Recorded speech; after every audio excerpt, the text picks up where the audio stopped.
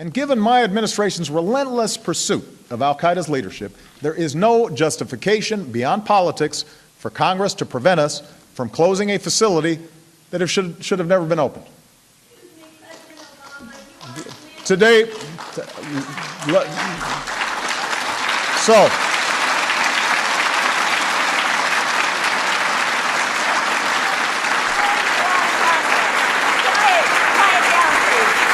So let me finish, ma'am.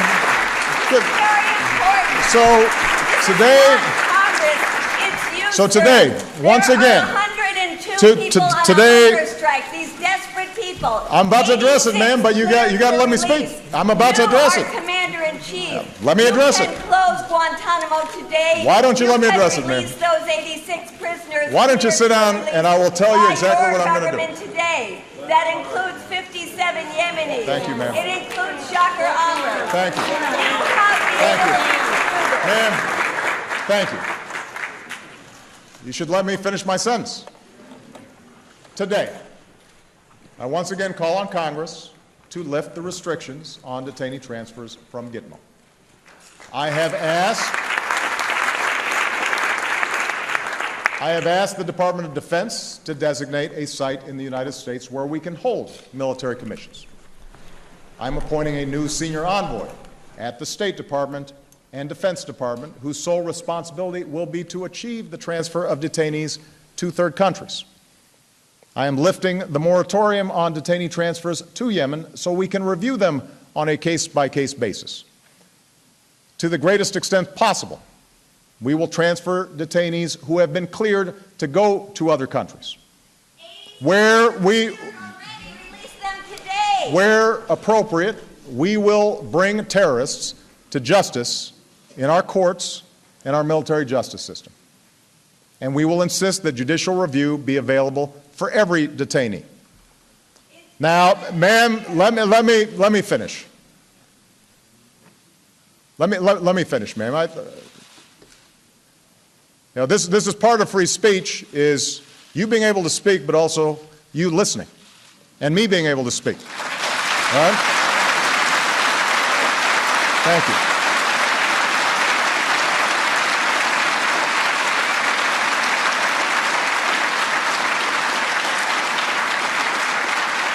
Now, even after we take these steps, one issue will remain, which is how to deal with those Gitmo detainees who we know have participated in dangerous plots or attacks, but who cannot be prosecuted, for example, because the evidence against them has been compromised or is inadmissible in a court of law. But once we commit to a process of closing Gitmo, I am confident that this legacy problem can be resolved, consistent with our commitment to the rule of law. And I know the politics are hard. But history will cast a harsh judgment on this aspect of our fight against terrorism and those of us who failed to end it. Imagine a future, 10 years from now, or 20 years from now, when the United States of America is still holding people who have been charged with no crime on a piece of land that is not part of our country. Look at the current situation, where we are force-feeding detainees who are being held on a hunger strike. I'm willing to cut the young lady who interrupted me some slack, because it's worth being passionate about. Is this who we are? Is that something our founders foresaw? Is that the America we want to leave our children?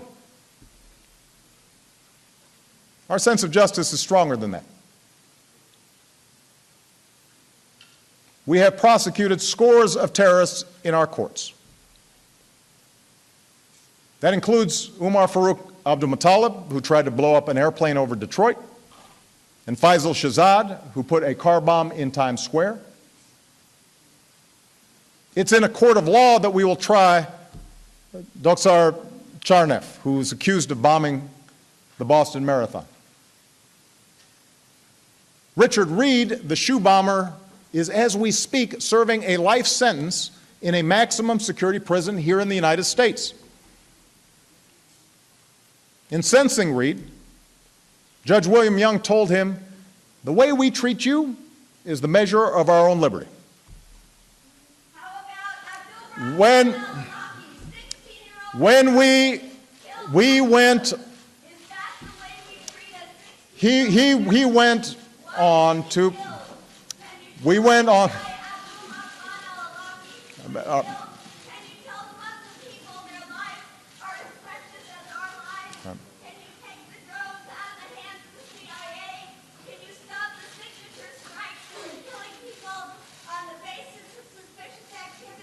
we're addressing that, ma'am.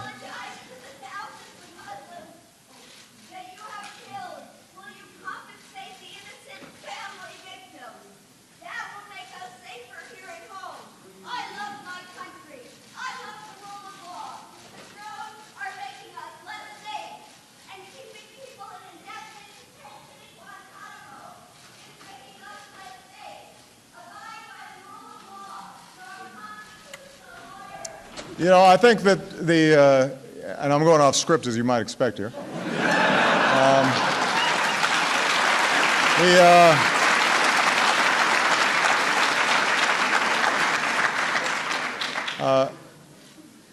The voice of that woman is worth paying attention to. Obviously, I do not agree with much of what she said. And obviously, she wasn't listening to me in much of what I said. But these are tough issues. And the suggestion that we can gloss over them is wrong. You know, when that judge sentenced Mr. Reed, the shoe bomber, he went on to point to the American flag that flew in the courtroom. That flag, he said, will fly there long after this is all forgotten. That flag still stands for freedom. So, America, we face down dangers far greater than Al-Qaeda. By staying true to the values of our founding, and by using our constitutional compass, we have overcome slavery and civil war and fascism and communism. In just these last few years as president, I've watched the American people bounce back from painful recession, mass shootings, natural disasters like the recent tornadoes that devastated Oklahoma. These events were heartbreaking. They shook our communities to the core. But because of the resilience of the American people, these events could not come close to breaking us.